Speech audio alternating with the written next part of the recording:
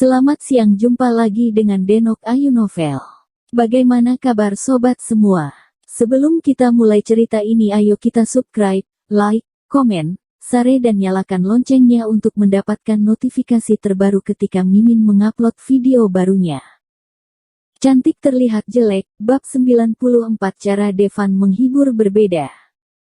Devan berpikir bahwa dia setidaknya akan membuat permintaan untuk menguntungkan dirinya sendiri atau keluarganya, tapi kalau begitu ambil kembali transfer saham yang kamu berikan pada ayahku sebelumnya, boleh?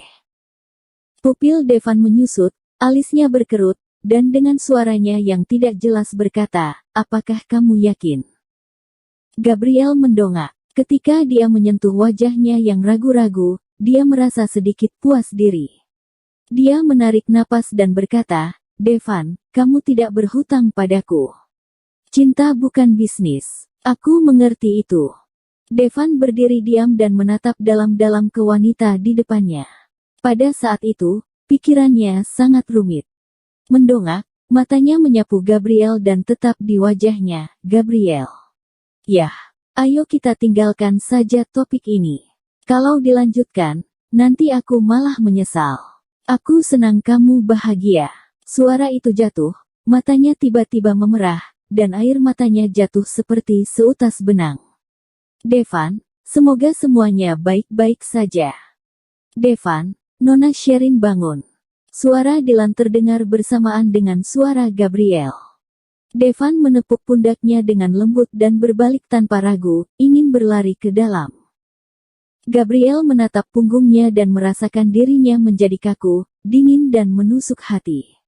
Dia berjongkok di tanah, memeluk lututnya, dan terasa dingin di seluruh tubuhnya. Devan, bagaimana aku bisa melepaskan dirimu seperti ini? Sherin setengah duduk di tempat tidur dan menatap Devan, yang bergegas masuk dari luar. Dia menarik bibirnya dan tersenyum padanya. Senyum itu membuat hati Devan terasa terikat bersamanya. Melangkah ke depan, Devan tidak bisa menahan dirinya untuk menariknya ke dalam pelukan. Sudah tidak ada masalah lagi. Tubuh Sherin sangat dingin, tetapi pada saat menyentuh tubuhnya, tiba-tiba terasa hangat. Apakah kamu yang mengantar aku ke rumah sakit? Devan mengangguk. Bagaimana kamu tahu telah terjadi sesuatu pada diriku? Dia mendorong Devan dan bertanya dengan ragu. Devan mengerutkan kening. Mata lembutnya menjadi dingin dalam sekejap. Dia mengeluarkan ponselnya, membuka pesan dan menunjuk ke arah ponsel. Apakah kamu tidak mengirimkannya kepada aku? Sherin menggigit bibirnya dan menggelengkan kepalanya karena terkejut. Dia ingat bahwa dia ingin menelepon polisi, dan kemudian tampilan WeChat macet. Apakah dia menekan tombol perekam suara? Sepertinya aku lagi gelisah saja. Aku pikir Nona Sherin berada di saat bahaya dan bisa teringat Tuan Devan. Dia juga memanggilnya Nona Sherin. Sherin memegang dahinya dan tidak tahu harus tertawa atau menangis.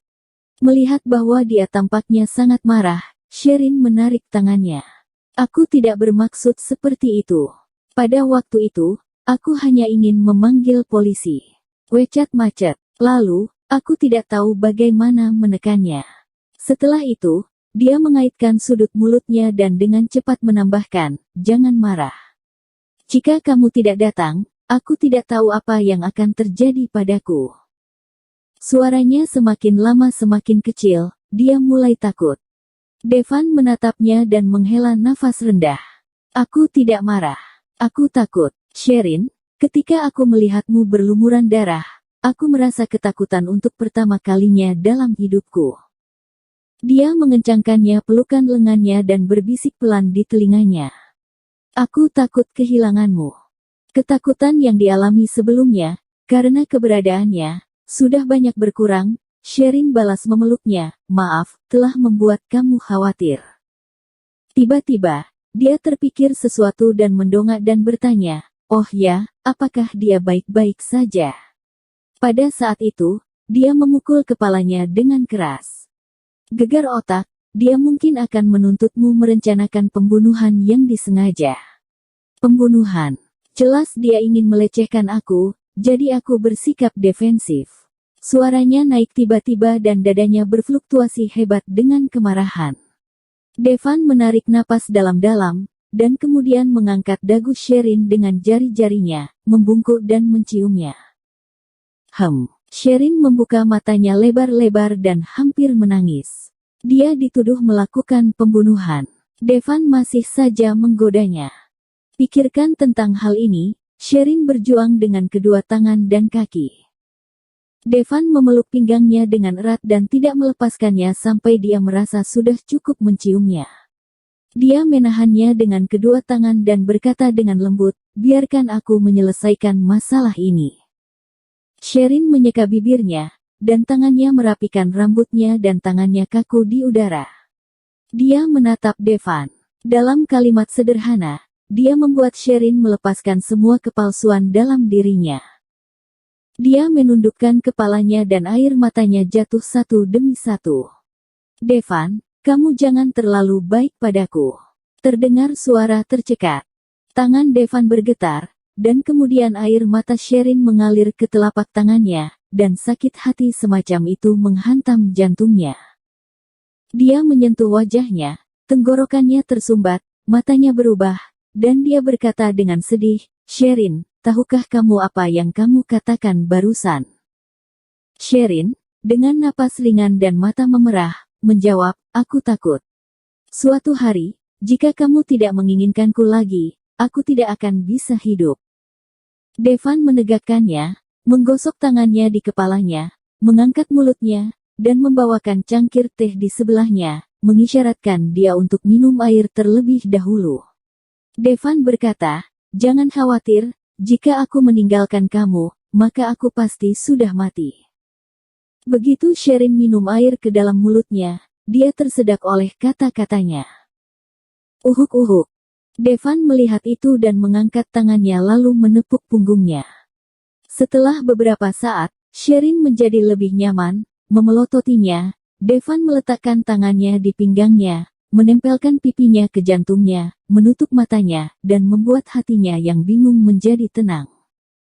Pada saat ini, dia merasakan tangan Devan berjalan-jalan sampai di punggungnya, dan tidak tahu kapan lalu bergerak turun ke pinggangnya.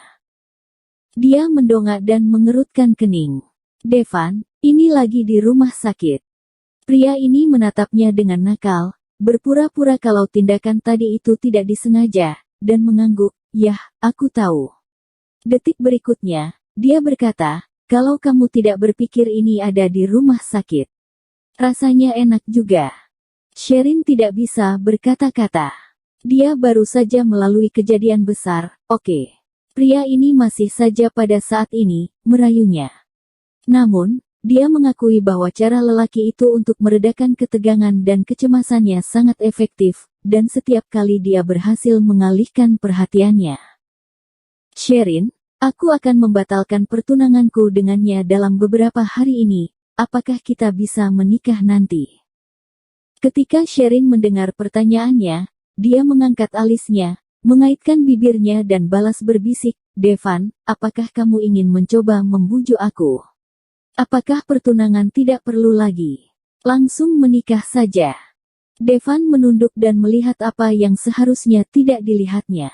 Dia memiliki senyum yang lebih dalam di bibirnya, menyipitkan matanya, mengencangkan tangannya dengan lembut di pinggangnya, menundukkan kepalanya, dan menempelkan bibirnya yang tipis ke telinganya. Dia bergumam dengan suara rendah, "Pertunangan lalu pernikahan terlalu lambat dan makan waktu, malam pertama. Sudah tunggu terlalu lama." Sherin mengerjapkan matanya dan mendorongnya ketika merasa telinganya jadi panas. Dia mengeluh, "Devan, kamu. Tidak bisakah kamu serius sedikit?" Devan mencium lehernya lagi dan menatap wajahnya yang memerah. Dengan tatapan nakal, dia berkata, "Dengan kamu. Tidak bisa." Bersambung. Terima kasih kepada kalian yang telah menonton video ini. Jangan lupa tekan tombol subscribe-nya dan nyalakan notifikasinya untuk mendapatkan video-video seru lainnya dari Denok Ayu Novel.